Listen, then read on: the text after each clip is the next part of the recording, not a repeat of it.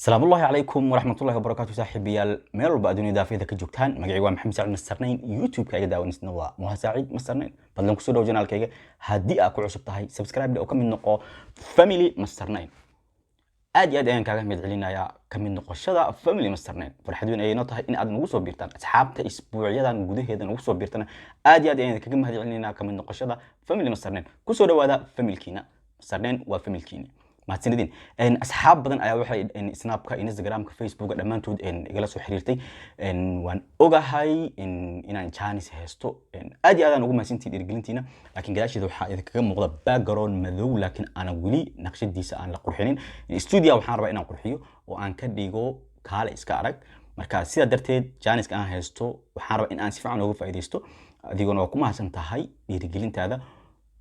muuqaalka xiga ayaan kugu tusi doona studio qurux badan oo indhahaagu aad iyo aad u jecelaystaan sida darteed ha isugu waayin